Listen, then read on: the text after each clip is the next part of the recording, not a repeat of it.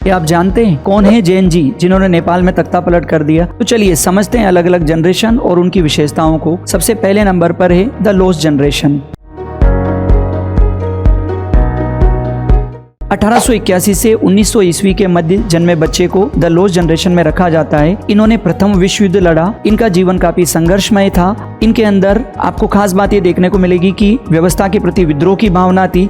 यही कारण है कि इस समय में खासकर साम्यवाद और मार्क्सवाद जैसी विचारधाराओं को तेजी से बढ़ावा मिला। दूसरे नंबर पर आती है द ग्रेटेस्ट जनरेशन। 1901 से लेकर 1926 के मध्य जन्मे बच्चे।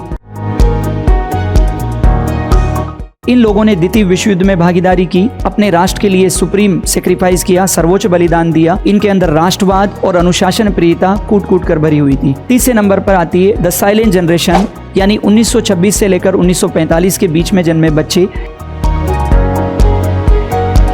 ये वो समय था जब वैश्विक स्तर पर महामंदी थी, द्वितीय विश्व युद्ध का प्रभाव था और इसके परिणाम स्वरूप इनका बचपन भी काफी संघर्षमय बीता था। इन्होंने अपने देश को पुनः स्थापित करने और अपनी अर्थव्यवस्था को आगे बढ़ाने में योगदान दिया। 1945 से लेकर 1964 का जो समय है उनको कहा जाता है द बेबी बूमर, यानी वह समय जब जन्म दर तेजी से बढ़ी। ये वो पहला समय था जब पॉप कल्चर को बढ़ावा मिला और टीवी जैसे जो क्रियाकलाप थे वो भी आरंभ ही हुए थे। ठीक है, इसके बाद 1965 से लेकर 1980 का जो समय है को कहा जाता है जेन एक्स या जनरेशन एक्स।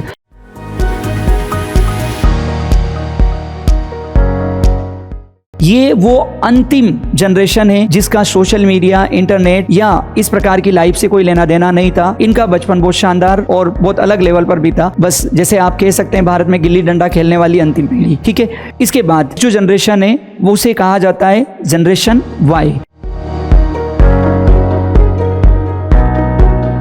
जनरेशन वाई को मिलेनियन भी कहा जाता है। इसका समय है 1981 से 1996, यानी ये वो जनरेशन है जिसने 21वीं सदी का आरंभ देखा था। 20वीं सदी का अंत हो रहा था और 21वीं सदी की शुरुआत को इन्होंने सेलिब्रेट किया था। इसके बाद नेक्स्ट जो जनरेशन है उसका नाम है जेन जी,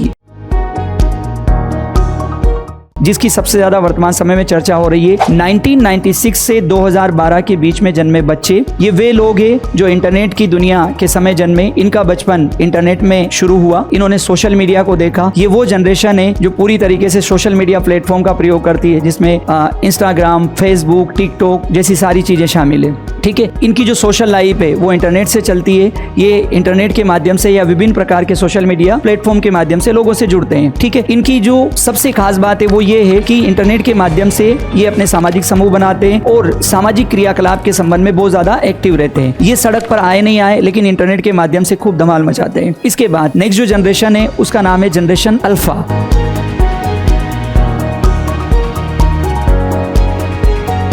2013 से लेकर 2024 तक का जो समय है उसे जनरेशन अल्फा कहा जाता है, यानी इस दौरान जन्मे हुए बच्चे जो पूर्ण रूप से इंटरनेट और सोशल मीडिया के युग में पल बढ़ रहे हैं। ठीक है, इनको वर्चुअल रियलिटी से काफी कुछ लेना देना है। गेम कल्चर बहुत ज्यादा चलता है, ऑनलाइन गेम खेलना। ठीक है, टीवी जैसी चीजों के स्थान पर मोबाइल, इंटरनेट, लैपटॉप और अपने टैबलेट जैसी चीजों से जुड़े रहना। नेक्स्ट जो जनरेशन है जो 2025 से शुरू होती है उसे कहा जाता है जनरेशन बीटा। उनका जीवन, उनका कल्चर कैसा रहेगा वो आगे की बात है। Thank you.